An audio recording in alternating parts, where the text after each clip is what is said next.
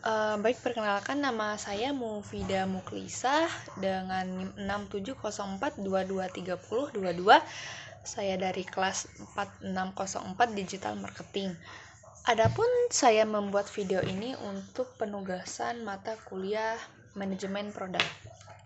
Di sini saya akan menjelaskan materi pada pertemuan yang kelima, yaitu customer analysis di distribusi era. Pertama yaitu adalah perilaku membeli. Perilaku membeli yaitu seorang konsumen mengacu pada perilaku akhir, yaitu membeli barang atau jasa untuk konsumsi pribadi. Kemudian ada faktor-faktor yang mempengaruhi lingkah laku konsumen. Yang pertama itu ada sosial, kemudian ada budaya, kemudian ada pribadi, psikologis, dan pembeli kan gitu. Apa yang kita perlu ketahui tentang pelanggan potensial? Kita bisa menggunakan 5W1H. Yang pertama itu adalah who, siapa yang membeli barang tersebut. Kemudian what itu adalah apa customer buy and how they use it. Itu adalah apa yang customer beli itu dan bagaimana mereka menggunakannya. Yang ketiga yaitu adalah where, yaitu di mana customer tersebut membeli.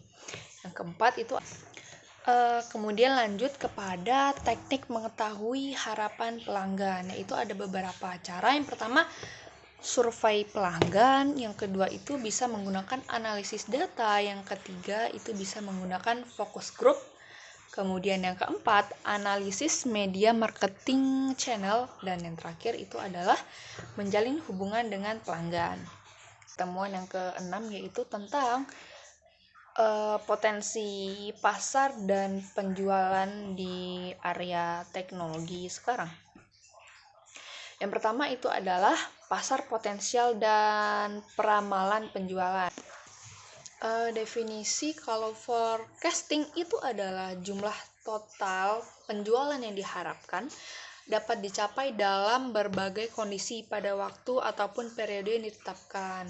Kemudian potensial yaitu adalah jumlah maksimum penjualan yang layak untuk didapatkan ataupun dicapai dalam berbagai kondisi waktu ataupun periode yang ditetapkan.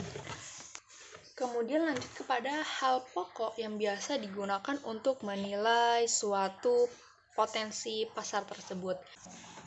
Baik, itu beberapa ringkasan pada pertemuan ke-6. Selanjutnya saya akan melanjutkan. Baik, pada pertemuan ke-7 saya akan membahas developing match product strategy to face disruption technology. Pertama yaitu adalah fungsi-fungsi yang mendukung pengembangan strategi produk, yaitu ada R&D, production, finance, dan marketing. Apa diperlukan adanya pengembangan produk? Yang pertama yaitu untuk menjamin kelangsungan usaha perusahaan tersebut. Yang kedua yaitu adalah product life cycle yang semakin pendek. Kemudian kondisi pasar yang terus berubah. Dan kemudian yang keempat yaitu adalah sasaran keuangan. Selanjutnya diversifikasi usaha. Dan yang terakhir yaitu regulasi.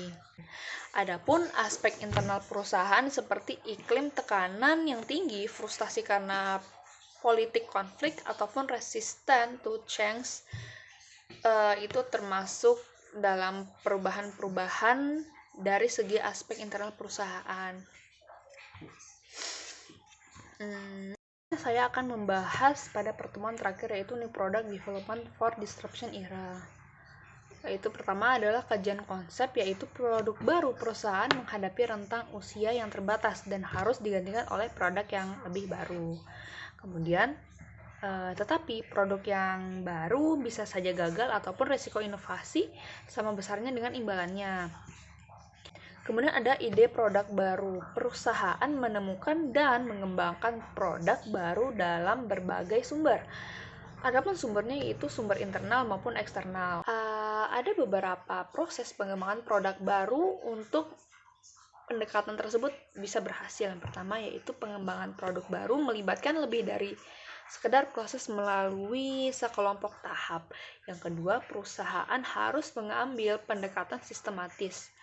Dan yang terakhir, pengembangan produk yang berhasil memerlukan usaha yang sistematis yang berpusat pada pelanggan.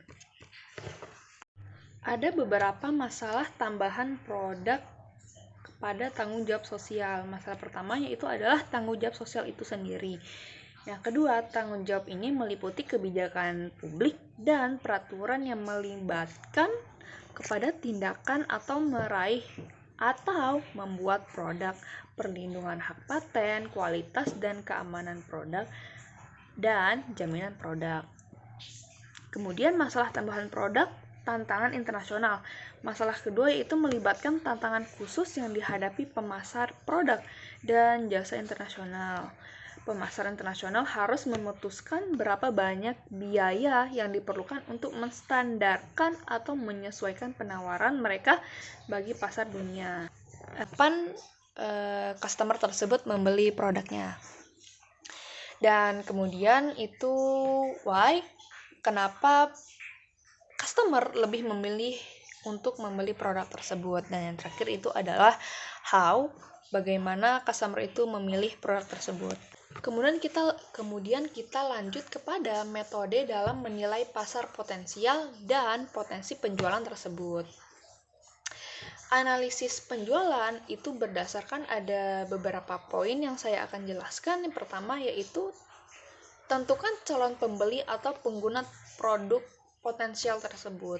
Kemudian yang kedua, tentukan berapa banyak dalam setiap kelompok pembeli.